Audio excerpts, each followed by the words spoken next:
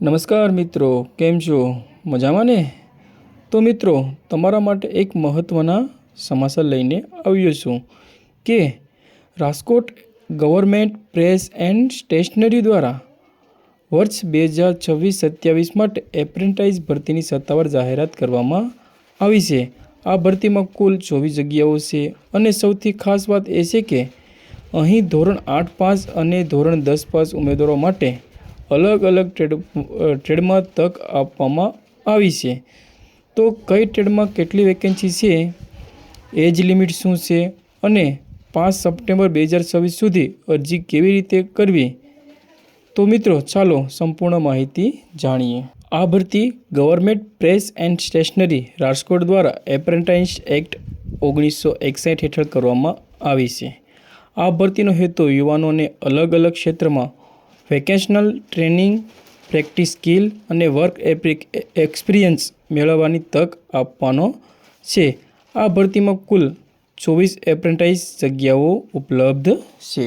મિત્રો, હવે સૌથી મહત્ત્વની વાત, કઈ ટ્રેડમાં કેટલી વેકેન્સી છે. તો સૌથી પહેલાં વાત કરીએ કે ઓફસેટ મશીન માઇન્ડરની. તો આ ટ્રેડમાં કુલ 11 જગ્યાઓ છે અને લાયકાતની વાત કરીએ તો 10 પાસ હોવું જોઈએ અને ટ્રેનિંગનું ડ્યુરેશન છે 24 મહિનાનો. બીજી છે બુક બાઇન્ડર. આ ટ્રેડમાં કુલ 5 જગ્યાઓ છે. અહીં ધોરણ 8 પાસ ઉમેદવાર અરજી કરી શકે છે અને ટ્રેનિંગનું ડ્યુરેશન છે 24 મહિનાનો. અને ત્રીજી ભરતી છે ડીટીપી ઓપરેટર. આમાં કુલ 3 જગ્યાઓ છે. લાયકાતની વાત કરીએ તો 10 પાસ જોઈએ છે એમાં અને ટ્રેનિંગ ડ્યુરેશન છે 15 મહિનાનો. ચોથી છે ઓફિસ એસોસિએટ એકાઉન્ટ્સની. આ ટ્રેડમાં કુલ 5 જગ્યા છે.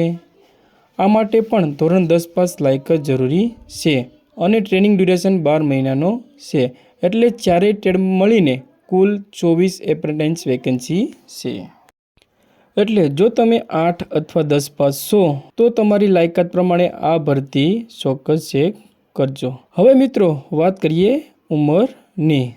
તો મિત્રો 5 સપ્ટેમ્બર 2026ના રોજ ઉમેદવારની ઉંમર ઓછામાં ઓછી 14 વર્ષ અને વધુમાં વધુ 30 વર્ષ હોવી જોઈએ.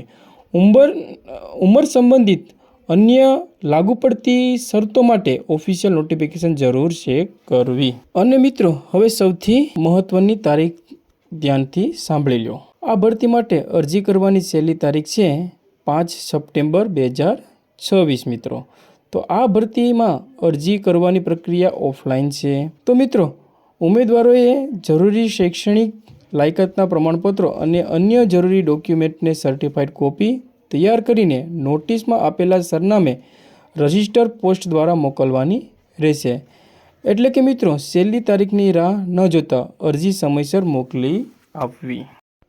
એક મહત્ત્વની શરત એ પણ છે કે મિત્રો, અગાઉ એપ્રેન્ટાઇઝ સ્કીમ હેઠળ એપ્રેન્ટાઇઝ ટ્રેનિંગ લીધેલી ન હોવી જોઈએ. તેથી અરજી કરતાં પહેલાં તમારી એલિજિબિલિટી અને અગાઉની ટ્રેનિંગ સંબંધિત શરતો ચોક્કસ ચેક કરજો. અને મિત્રો, જો તમને આવી જ government job, apprentice vacancy, exam update અને ડિજિટલ લર્નિંગની માહિતી સરળ ભાષામાં નિયમિત જોઈએ છે તો સારથી ડિજિટલ લર્નિંગ સાથે જોડાઈ રહો.